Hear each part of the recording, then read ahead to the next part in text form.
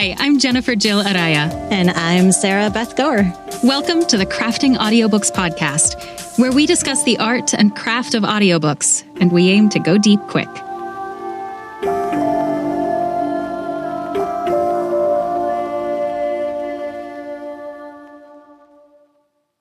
Hi, everybody. We are here with Kat Littrell, narrator and dialect coach. Very excited to dive in with her today. And since we are a podcast that likes to go deep quick, we will jump right into the questions. Kat, would you please describe your process of developing character voices? What influences how you choose to voice a given character? Gosh, okay. I think the thing about voice, about any person's voice, any character's voice, is that it's the sort of summary of their entire life and their life experiences.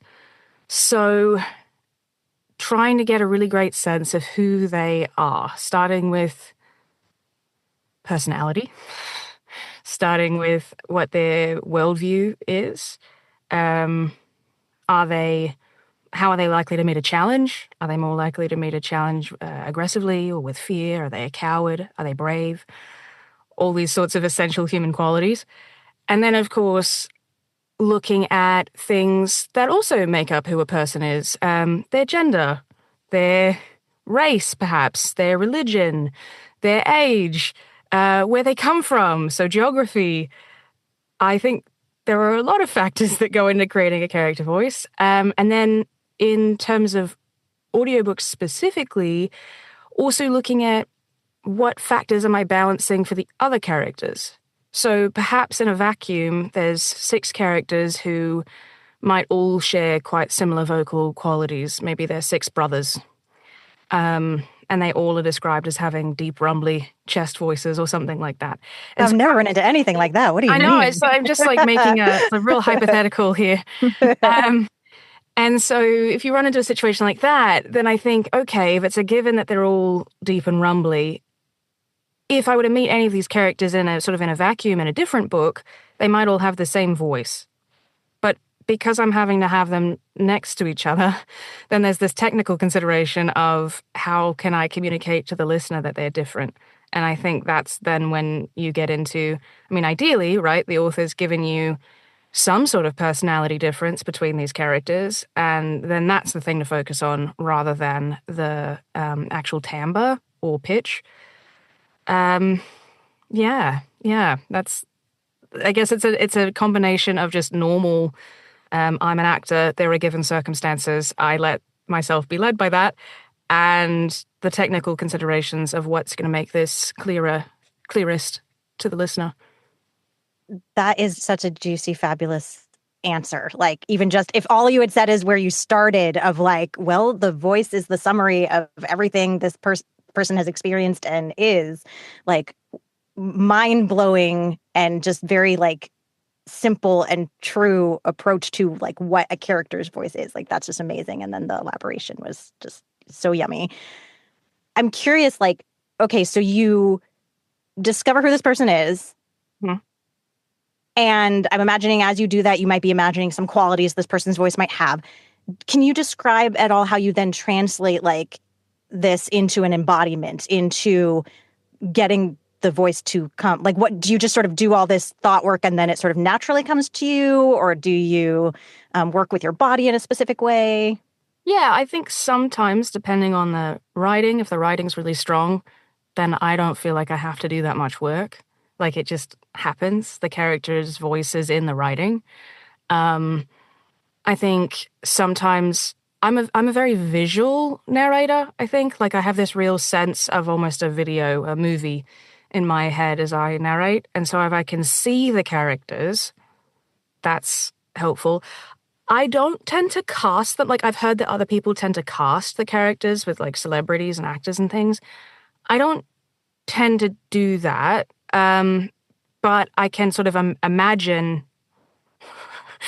So I always feel like I'm Ian McKellen and I am an actor. And this is, anyway, then I pretend that they are real. So I see them sort of in my head. And I think that mental visual image to me then lets the voice come out.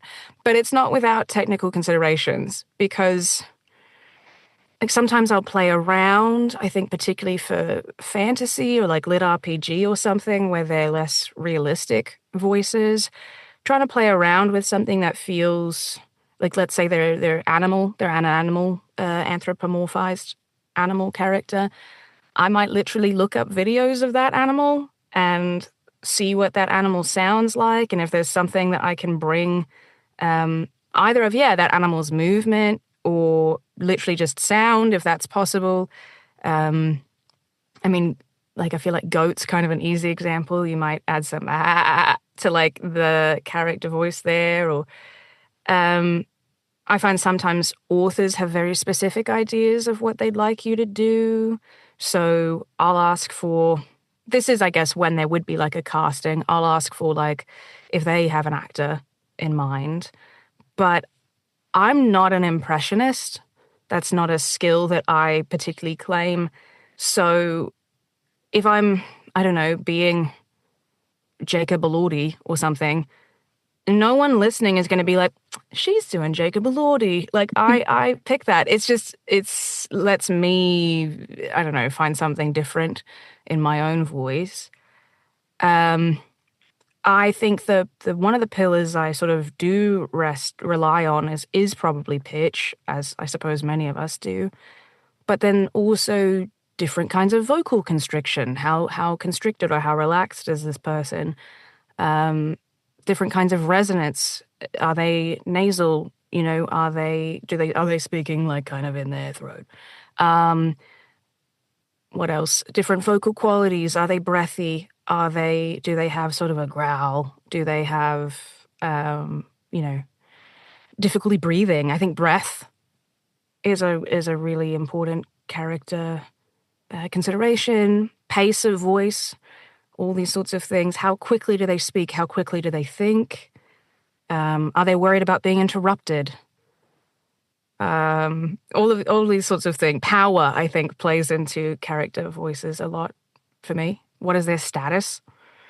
So yeah, some of these things just come out. Some of these things aren't conscious, but they all then have an effect on these technical considerations.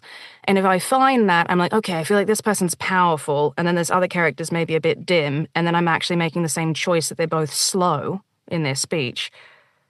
My technical consideration is, okay, well, what's a different choice I can make, or a supplementary choice I can make to communicate those things? So maybe because they're powerful and they don't need to raise their voice, I'll make them a bit both slow and quiet and deliberate, and there's a certain sense of presence. I think Laban efforts are really helpful with this, if you're familiar with those. You can Why don't you say a little more for listeners who aren't familiar, if they want to go look it up? You can combine, so it's a movement. Laban is a movement practice, but you can combine these different elements, essentially, of movement, and I think apply them to the voice, and that's a really helpful tool. So the different elements are direct and indirect, sustained and unsustained, and heavy. No, or I think heavy and light is actually the same. There's like there are different ingredients. Okay, and so It's okay. People get the We get the idea. All right. Yeah, people can look them up. we get the idea. But so like they form. They combine to form these different styles of movement. So you might have a glide, which would be sustained, direct, and light, I believe, whereas a punch would be quick and heavy and direct. You know, that kind of thing. So you've got glide and dab and flick and punch, and I think there's more. But if you think this character is quite punchy, right, that will give you something different than like a dab or a flick, maybe. Like a fairy might be very flicky. Yeah. Oh my gosh, what wonderful, like, tangible tips that people can go play with and apply right now. I love it so much. I want to follow up on all these wonderful things you're sharing. You know, you are a dialect coach and expert, and you've mentioned to Jennifer and me that accent work is character work. And I think you've just been talking about that in that the voice is all of who this person is, and part of like that is where they're from. Could you elaborate on accent work is character work? Yeah. So the first thing when we approach an accent that I think we need to be mindful of, I think there's a tendency in audiobooks to conflate accent and character, as if somehow doing an Irish accent makes this a completely different character. Now, doing the Irish accent may make it a distinguishable character for the listener, but what if you have 16 Irish characters?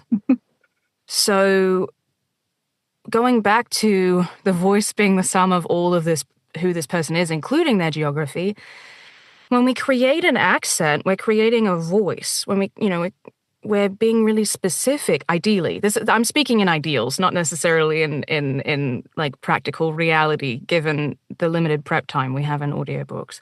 But ideally, we're looking at everything that makes up this person and everything that the author's giving us or the writer's giving us, and using those as a jumping off point to research this accent. So, I don't know, I guess I just watched House of Guinness, so I've got Irish on my mind. But if you've seen that show, there's a big variety in class in characters in that show. And also in region. They go to different parts of Ireland, it's not just Dublin. And they also go to America, where there's the exodus from the famine and all this sort of stuff. And a couple British, like English characters, and one Irish character who was educated at Eton, so he has a received pronunciation, very Etonian accent, and he doesn't sound really Irish. All these kinds of things. I think so. With creating the landscape, like let's pretend that was the audiobook version, and you had to do all of those characters. You have to then have an understanding of how class and education and time period affects how they sound. So there's like a real research-based component to, all right, the one brother who went to Eton is going to have a received pronunciation Etonian accent, except perhaps when he gets really upset or really drunk. Maybe some of the Irishness starts to creep in there when he's out of control. Because then maybe we're using the received pronunciation accent to indicate both. Yes, he's sort of a foreigner even within Ireland. He's spent most of his life in England, but it's a degree of control. It's a degree of status. He can fit in with the British colonizers, and I think that for a story like that, understanding the importance of accent and also the history of Ireland and all this kind of stuff would be things that you would want to look up. Why do the Irish hate the British? Maybe having an understanding of that would help with some of these character voice choices, that you're not just like, oh, I can do a wash. I can do, well, they're from the UK, so I can do received pronunciation for the characters where it's not specified. I think what I'm trying to say is there's no neutral voice or there's no neutral accent. I think sometimes people are like, oh, I can just do my Irish for this Irish character. But the Irish voice you do for one character in one book, like that character is a completely different character. So you would perhaps want to look at different samples, different Irish speech samples for a different Irish character in a different book, even if you feel really confident in your Irish accent. You might want to do specifically given circumstance research. I think starting as an actor, being an actor first, starting with this creation of the whole palette of this person as much as you can tell, because of course sometimes we have these side characters and they have one line and we don't know anything about them. But as much as you can, creating a full person and allowing that to inform the accent that you choose and the accent sample that you choose. Because I think so often when people are like, they've done a bad accent, sometimes the actor has not actually performed badly. Like they have not done a bad accent. They have perhaps chosen the wrong sample to base the accent on. The sample doesn't match the character. So they may have done a very great technical job, but their research was faulty. And that's why I think creating accents is the same as creating a character. At least starting with character needs to be our primary focus rather than just jumping into, let me break down these technical elements. Because if we break down the technical elements of a sample that doesn't work for this character, whether that's because of gender or specific geographic differences or time period or age, we're telling a different story with our voice than the one we mean to. That is fascinating, Kat. I mean, you and I have had a lot of conversations before today's interview about accents, but I don't think I ever heard you express, or at least connected in my mind, the concept of how important it is to choose the sample that you're basing your sound changes off of. I mean, at its most basic, a lot of us think of the sound changes that we have to do an Irish accent or British or, whatever. But it's more than the sound changes. We have to make sure that the sample that we're pulling those sound changes and those elements from is actually a match to the character we're trying to create if we want to embody that character in any kind of authenticity. Yeah. And so one of the things that I talk about in the accent coaching sessions that I do or classes is when we're trying to build a character, we want to find at least 3, generally, samples of an accent that would match that character. So if I'm trying to perform somebody from a certain time period, I'm trying to find at least 3 samples from that time period. Because if I only pull 1, I'm getting a really good idea of how that one single person speaks. But that doesn't necessarily make it a rule. We all know people who have idiosyncrasies and how they speak. So we want to pull at least 3 to get a sense of what are the trends. And we want to determine when we're trying to learn whatever accent it is, there's this idea of drawing a circle. So what circle are we drawing, and what circle do we need these 3 samples to fit within? So maybe the circle is as wide as I'm trying to learn an Irish accent. I would argue that circle's slightly too wide to be helpful, but as a starting point, fine, we're trying to learn an Irish accent. So the 3 samples can be anything that falls within that category. Now, as you do your research, you might find there's not a lot of consistency between these 3 samples, and perhaps that's because the circle is too wide. So we would want to then condense the circle to, let's say, okay, I actually realized this person is urban. They're from a city. It doesn't say which city, but it seems like they're from the south of Ireland. So I will go with Dublin. And I will try to make my circle 3 people from Dublin or immediate surrounds. And you might find more similarities there. Or you might be like, okay, this sample sounds wildly different from this sample. Why? Oh, this is a working class person from Dublin, and this is an upper class person from Dublin. Okay, I didn't consider that when I was drawing my circle. So now I need to narrow my circle to working class people from Dublin. And so you can, I think, quickly see how narrow the circle can become, how specific you can become. It's really a matter of what you can find, how good is your research, how specific do you want to be, how specific is it useful for you to be.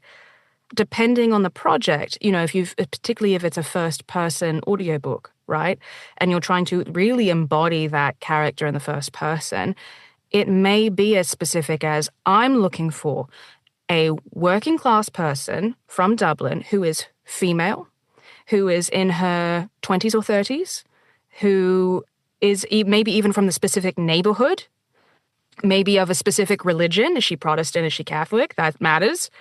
All of these things. So the research can get very, very specific. It can also be a wider circle depending on what actually feels useful for the project. It's hard for me to say what is useful for the project because every single project is beautiful and unique.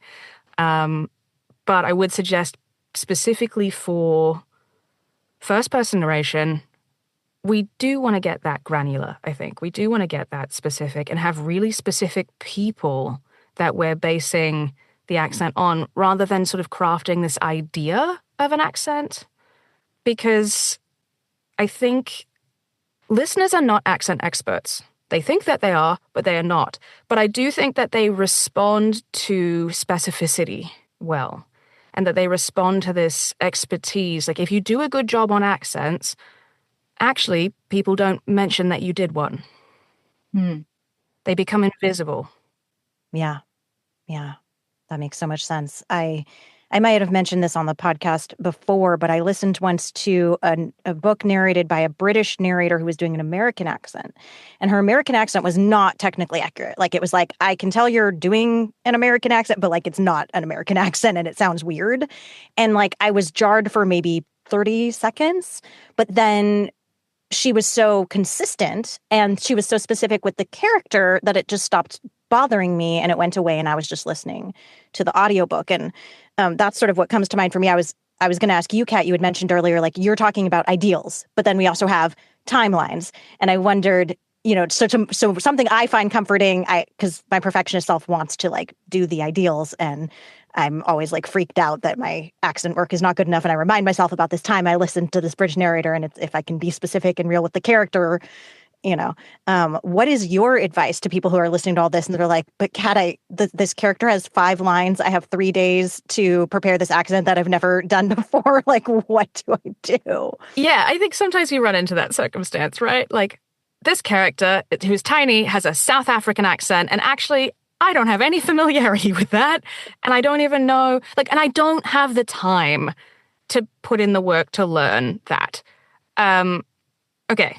So first off, good acting work is always going to be more important than good accent work. The heart of the thing is more important than the technique in this particular instance. I think we've all, like what you were talking about, listened to, whether in an audiobook or a film, an actor doing an accent technically kind of badly. And it doesn't matter because their acting is really great and we're enjoying them anyway. And we're like, you know what? I give you a pass. It's fine. Like, have you seen The Boys on Amazon Prime? No, I haven't. Carl Urban, a beautiful Kiwi man, does what I guess it's a Cockney accent. I don't know. Not I even don't know really sure. But he's supposed to be working class London British man. And I would say technically it's not that accurate, but it doesn't matter. It's sort of the comic book version. And has so much fun with it, and he's such a great actor, and it's so like internally consistent with this like wild world that they're building. That is there plenty of discussion about how his accent is like shocking on the internet? Yes, but is there also in that same thread, I don't care, I enjoy his performance anyway? Also yes. So I think sometimes we get really hung up on the like technical changes of an accent. The listener is responding to the acting more than the accent. So we can't lose sight of how important that is. For the tiny characters, like if it's South African, I don't know, and it really is that situation where you don't have a ton of familiarity and or anything like that. I once had a book where I had a Maldivian character, and I had no prior familiarity with Maldivian. So depending on how big the character is, right? Like if it's a fairly substantial character and you just don't have a ton of prep time, the shortcut is hiring a dialect coach, right? Like that is the shortcut. They can do some of this research and listening and analysis for you and give you some of the prep work and some of the answers so that you can just practice it. That is the shortcut. You may also decide, if it's in the case this character has 5 lines, I don't want to spend the money on a dialect coach. I just need to get through this book. Fine. Do your best. Do your best. Like, listen to a couple of samples. Try to get it in your mouth. Accents are muscle memory. So try to get an idea of it. You might, for that kind of character, pull up a YouTube video or something like that and play it so you can get it in your head and your mouth right before you say the line. So you might not independently be able to manage a South African accent, but with a little bit of an oral prompt right before you have to say the line, perhaps you can get to something that gestures in that direction. Or if you really feel like, I can't do this and I'm so worried about being like offensive and terrible, maybe that's the time to do it in your own accent. Like, okay, yes, the book specifically says they've got a strong South Africana like vibe. I can't do that. I do not have the ability to do that. I haven't prepped that. That's what's going through your mind. Do it in your own accent. Give them a character voice. So you've got, I think, a couple of options, right? All perfectly valid choices in that situation. Yeah. And again, really helpful, tangible tips that I can use right now. I'm imagining listeners can use right now. Thank you. You're welcome. So something else that you brought up a few minutes ago, Kat, was the importance of breath work and staying on your voice. And I would love to know, what sort of difference does that focus on breath work and staying on your voice and staying with your breath, what difference does that make for you? And you mentioned it sort of in passing in terms of character voices, but we can take that broader. It doesn't just have to be in the character work, it can be in the narrative too. So what difference does breath make for you? Well, as a listener, as somebody engaging with performance, when I hear actors go off voice, and what that means is if there's sort of this breathiness in their voice, being on voice is about full vocal fold closure, so full vibration on the voice. So I think hopefully as we're speaking now to each other, we're fully on voice. But if this is quite off voice now, I'm quite breathy, and perhaps if I was a bit unsure of myself, I might go off voice because if I'm not speaking with my full chest, right? I'm not fully confident. I don't know. I might go off voice. So when I hear narrators go off voice, and it's not a character choice, like I want to be clear about that. When it's a character choice, I'm good with it. When it's just part of the narration and all of the narration has this breathy quality to it, it becomes to me this sort of like wash. It's non-specific. It's like, I'm being dramatic now, but I'm being dramatic forever at the same level of intensity. And I think it kind of cuts the choices we can make, the creative choices that we can make. So I don't love that as a listener because it makes me disengage. I also don't think it's the healthiest choice with vocal production because sustained breathiness is not the healthiest vocal choice. And we do such marathons of voice in our work that, for a character voice, breathiness, totally fine. I wouldn't be like, that's unhealthy, don't do that. But for an entire book to have this breathy quality, that's putting a lot of vocal strain for 10 hours on a person. And so I would just also worry about the ability to sustain that for a career, I think. I guess we're talking about it because it's something you and I have discussed, that we hear it a lot. Mm-hmm. We hear it a lot. And I do wonder why. Like, I have some theories. I think that maybe there's been some, the sort of older school model of audiobooks where it was like pull back, do less, maybe sort of go off voice a little bit to like increase the intimacy with the listener, and we can get close to the microphone, and now we're whispering in their ear, and isn't that great? No, I don't think it's great. I don't think it's as engaged. I think we could be engaging our whole instrument for the listener. I'm not saying that there aren't moments where it's appropriate. I think there are absolutely moments where it's appropriate. It should be a choice. And sometimes it doesn't feel like a choice. And I know for myself when I go off voice, and perhaps this is my own bias, right, coming through, because this is why I go off voice, is if I'm narrating a book and I'm not quite sure what I want to do, or if I'm not quite sure what a line means, or if I'm not quite sure what a character means, I find that's when I start to go off voice. Because I can make it sound like I'm doing something without putting any intentional meaning behind it. But it sounds pretty good. Like, we're continuing, we're plowing through, right? we're moving through this 10-hour project. But to me, it's a clue as a performer that I'm what's the word? You're Like phoning it cheating. in. I'm Yeah, phoning it phoning in. it I'm in. cheating. Yes. Yeah.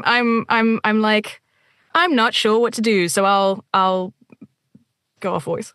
Yeah, I hear you saying that that choice to go off voice, whether that's in yourself or whether you're catching that when you're listening to something else, is a choice to technically do something different with no acting behind it. And everything that you've been saying so far is that the acting choices have to be primary and have to be the focus.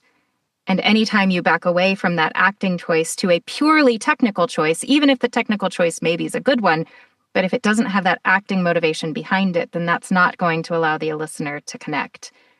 Absolutely. And so there's plenty of narration that I've heard where the narrator's off voice and it sounds fine. Like it is listenable, but it is just listenable. It's not engaging. And so if I have heard, sometimes people practicing samples or whatever, and they'll do it, and I'll give them this note to stay on voice, and then they do it again on voice. I don't think I've ever heard an instance where it hasn't been better. So that's something, I think maybe if it's like, oh, I'm looking to level up, like maybe tuning into that is one way to level up, in my opinion. This is my, my aesthetic opinion about what I like in an audiobook and what I like in a performance is full engagement. I don't think we should give the listener permission to disengage. I don't think we should be saying like, it's okay, listener, you can listen to this one to fall asleep. Yeah. Yeah. Our next question for you, I'm super curious where you'll go with it, because you've already answered it multiple times over. I'm like, ooh, do you have another nugget in response to this? Which is, what is something specific that you've learned about your craft over time that has a big impact in your day-to-day work? Well, definitely the on voice thing was something. But I think, let me think. Let me actually consider that for a second. Something specific I've learned has a big impact. Oh, okay. Well, here's a technical thing. Alignment. When I first started narrating, I didn't have a ton of vocal training coming into this work. I'd had a lot of acting training, but not specifically voice.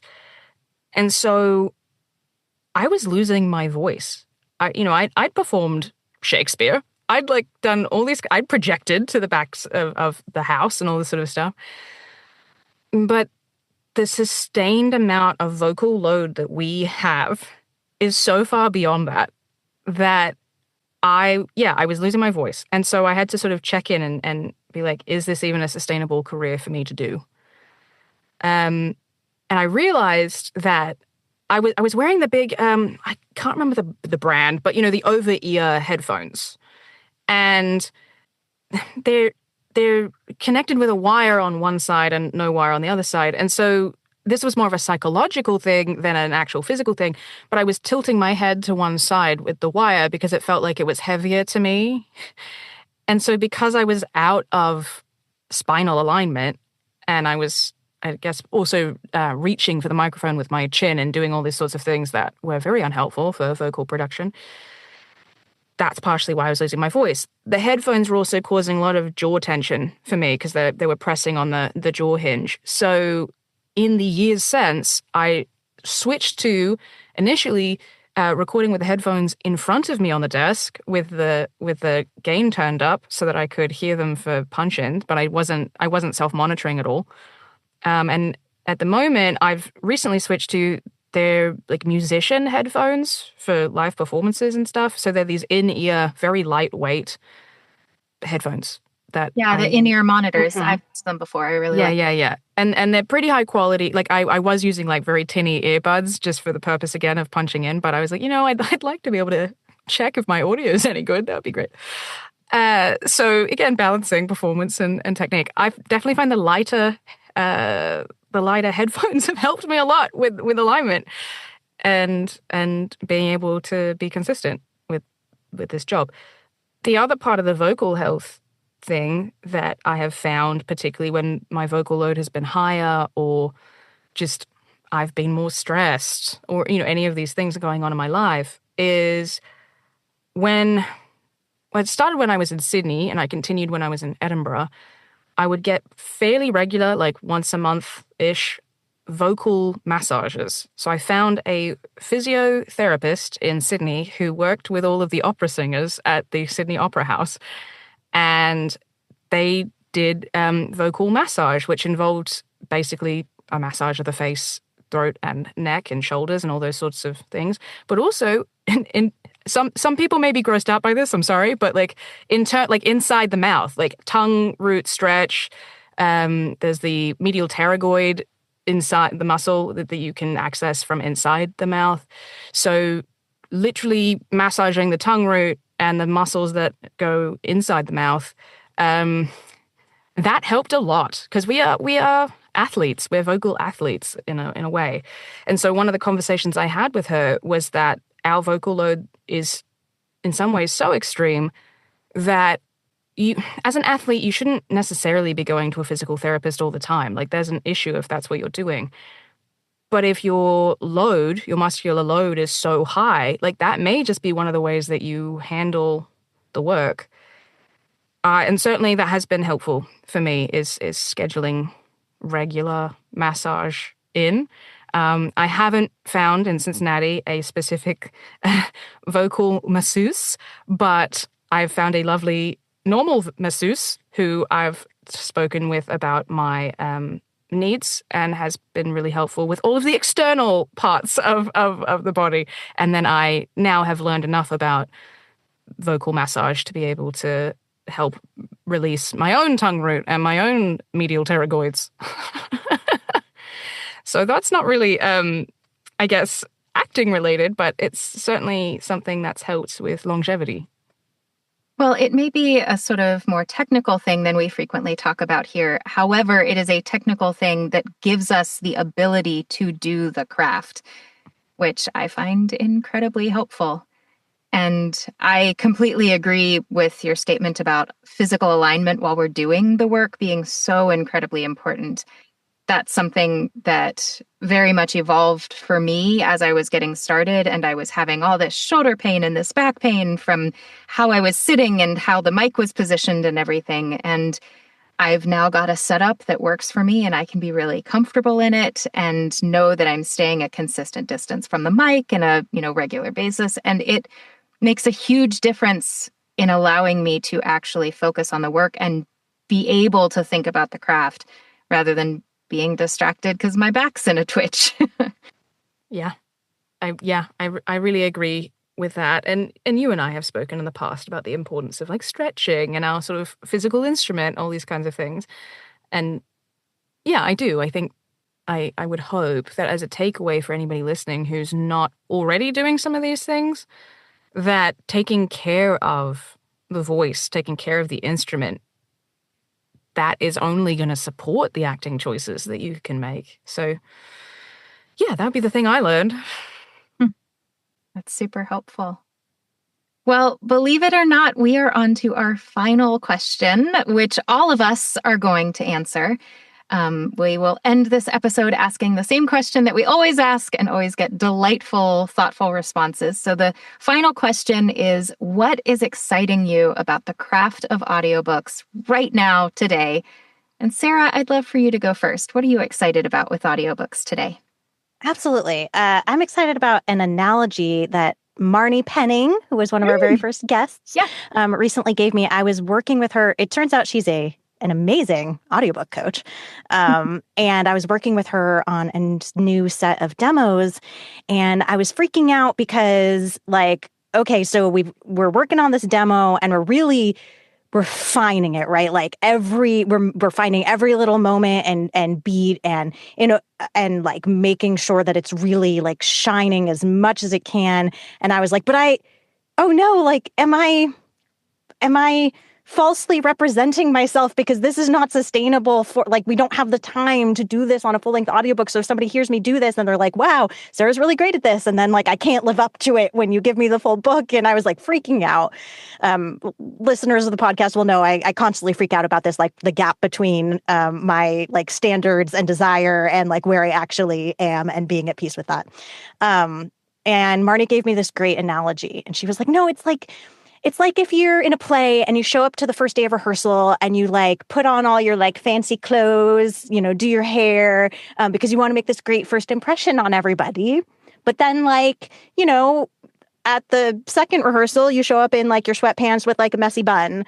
And they're both like, it's just more like lived in. And this is what that is. And I loved that analogy to really be at peace with like, because I love people in their sweatpants and their messy bun. I love being in my sweatpants and messy bun. It's like this visceral embodied experience of like imperfection being so beautiful, you know? And it's like, yeah, maybe that demo reel is to like catch the ear, you know, and that's why you do the refinement, but it's not what people are like needing in the full book in order for it to be a very satisfying experience. So I just love that analogy that Marnie gave me, and I got all excited. It's helping me with my continuous work on embracing the beauty of imperfection. I love that analogy. And I also think that the level of attention that is necessary for demos and for samples would actually be tiring to a listener over the course of a full audiobook. I mean, yeah. Working on a demo that needs to be this, minute and a half to 2.5 minute sparkling little gem is a very different craft than working on a 10-hour audiobook. And something that's going to be super ear-catching and necessary in a demo is going to be exhausting over the course of a full audiobook. It's like, you don't want to be wearing your makeup and your super fancy clothes and your heels for 12 hours. Whereas for, that little demo, that beautiful glow up is nice. For the full book, you want the sweatpants and the messy bun. I love that. I love the extension of the analogy there. This is great. You're reminding me of, I think it's Pina Bausch. There's a Pina Bausch quote about the life of an artist is divine dissatisfaction, because wherever our sort of, as our experience grows, so does our taste level. So our taste level is always beyond where our ability is. So we're divinely dissatisfied because once we reach where previously we might have been like, oh, that's amazing, our taste has evolved and we want to do more and better. Yeah. Yeah, it's a pursuit of perfection when perfection is impossible. And not only impossible, but not actually desired because it's inhuman and we're looking to be as human as we can be in the work. Especially given the current climate. Yes, the more human we can be, the better. What about you, Jen? What's exciting you today? Sure. So this week I am working on book 1 in a series. Now, when you get a book, you don't always know that it will be part of a series coming up. But for this particular book, I do. I've already been hired for the next several books and have them on my calendar. And it's a fantasy series. So there's like lots of world building and lore about the magic in this world that's, being established. And I am just really enjoying diving into the world of this book that will be a series and getting to know the characters and like figuring out the details of how their society functions and the class level and, how the magic in this world works, while also knowing that I'm going to be coming back to this world in a couple months. And then a couple months after that, I'll be recording the next book in the series. And as a narrator, as an actor, I always really love when I get to sink into an author's style and their narrative voice by narrating more than one book by the same author. And so this week with this particular book, what's exciting me is that I'm getting to do that as part of a series. So it's not just digging into an author's voice, but really digging into an author's voice while also digging into the depths of the characters that I'm going to learn more about when I get the manuscript for the next book. And, series are always lovely from like a business perspective because it's guaranteed future work, yay, we like that. But I'm really enjoying the craft perspective right now, that I get to very intimately learn these characters and their motivation and the world they're in. And it just kind of feels like I'm in a big sandbox, very playful space this week that's going to eventually have lots of little extra nooks and crannies for me to explore. So I'm just really loving series work right now. Yeah, that's so delicious. Like, I was thinking of this, like, you're creating this magical playground. You're like, oh, I get to play in it, like, and keep building it out Yeah, as it's I gonna play come in back. it. And, like, yeah. Yeah. It made me think of, like, the Harry Potter sets or something, Yes. like, where it's so Yeah. special that these, like, incredible, elaborate, beautiful sets, to be lived in for multiple movies instead Mhm. of just, like, torn down after one. Yeah, absolutely. It's fun times. Well, Kat, what about you? What is exciting to you about the craft of audiobooks right now, today? I think I'm just excited that I get to do it. Mm. I've been, for the last couple of years, I've been doing an MFA in voice studies in London. And as much as it was good to devote some time to skill building and the development of craft, right? I'm glad to be back and doing it more. I like to apply these skills to the craft. So I think that's what's most exciting to me, is getting to do it. That is very exciting. And I love, like, you're like, well, when I started, I had acting training, but not voice training. So now I have an MFA in voice. You've got it all covered. And I do agree that just we have such a cool job. We get to do something really incredible. And sometimes we can get bogged down in the minutiae of everything and forget that we have a really special, special calling. And it's great. Yeah. Well, Kat, thank you so much for this delightful conversation and all of the really tangible, useful ideas and suggestions and tips that you've shared with us today. It has been wonderful chatting with you, and we really appreciate your time. You're welcome. I really enjoyed this. This was fun. Yes, it was. Thank you. Thank you. Thanks so much for listening to Crafting Audiobooks. We've been your hosts, Jennifer Jill Araya And Sarah Beth Goer. wishing you happy audiobook listening and/or crafting. Bye for now.